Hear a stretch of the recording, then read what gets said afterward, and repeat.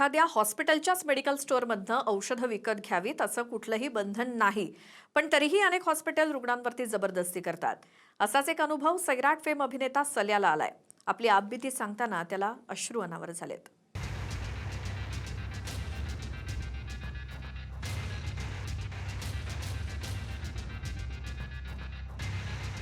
Sairat fame सल्या उर्फ अरबाज शेख वडिलांसाठी ढसाढसा रडतोय. त्याचं कारण म्हणजे वडिलांना ब्रेन हॅमरेज झाल्यानंतर सोलापुरातल्या नोबल हॉस्पिटलमध्ये आणलं. पण हॉस्पिटलच्याच मेडिकल स्टोअरमधनं औषध घेण्याची सक्ती केली गेली. जी औषधी बाहेरच्या मेडिकलमध्ये 20,000 मिळतात त्यासाठी 40,000 रुपये घेतल्याचा आरोप अरबाज शेखनं केलाय.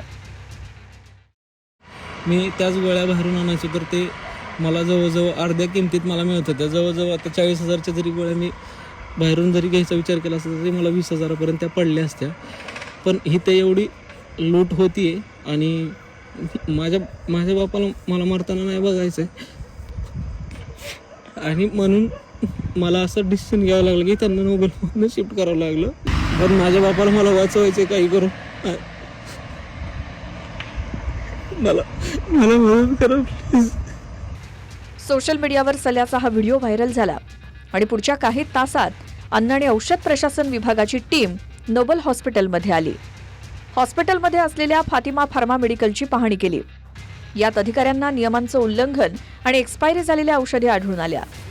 तसंच याच मेडिकलमधनं औषध विकत घ्यावे यासाठी प्रिस्क्रिप्शन दिलं जात नसल्याचं तपासात आढळलं. त्यामुळे हे मेडिकल आता सील करण्यात आलंय. पेशंटना फक्त या ठिकाणी औषधाचे बिल भरण्यासंदर्भात पाठवतात. पेशंटला कोणत्याही पेशंट किंवा त्याच्या नातेवाईकांना प्रिस्क्रिप्शन दिलं जात नाहीये आणि त्याच्यानुसार इथं औषध विक्री त्या संदर्भातले सर्व पुरावे मी माझ्या तपासणी अहवालात नोंद करून घेतलेले आहेत. सखोल तपासणी करतोय. त्याच्यामध्ये बरीच उल्लंघनं आढळून आलेले आहेत आणि त्याच्यानुसार प्रथमदर्शनी ही जी काय उल्लंघन आढळलेली आहेत ती जन आरोग्याच्या आणि जनस्वास्थ्याच्या दृष्टिकोनातून ही अत्यंत घातक असल्यामुळे मी आज या दुकानाला तात्काळ औषध विक्री बंद करण्याचे आदेश देतोय. मग मला फोन आला, त्यांनी ॲडव्हान्स भरत नाही आहे, मग नंतर काहीतरी भरले, मग मेडिसिनचा काय प्रॉब्लेम आहे, खूप महाग आहे. म्हणजे ठीक आहे, मी आल्यावर बघतो, तुम्ही मेडिसिन घ्यायला सांगा, सुरू करायला सांगा जे काय. 40,000चं बिल झालं होतं आणि आपल्या मेडिकलमधून घेण्यासाठी कंपल्शन केलं होतं असं देखील आरोप त्यांनी व्हिडिओ आरोप करू शकते सर, कोणी कंपल्शन करत नाही. आता तुम्हाला माहिती आहे, आता पहिल्यापासूनच कंपल्शन नाही आहे, पण लिहून लावायला जे सांगितलं ते आम्हाला अधिकृत अजून काय त्याचा हे आलेलं नाही बाबा हे लावा म्हणून.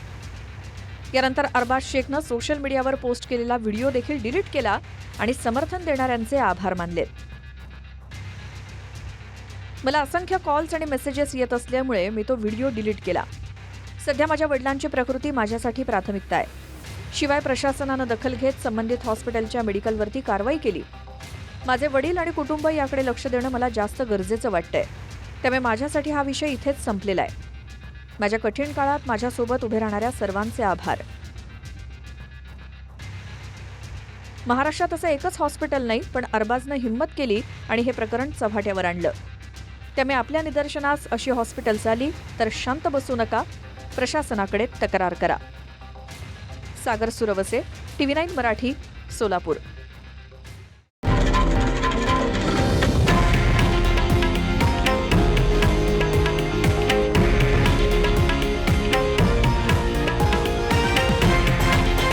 हे आहे देशातील नंबर 1 न्यूज नेटवर्क आणि आपण पाहत आहात TV9 मराठी, एकमेव.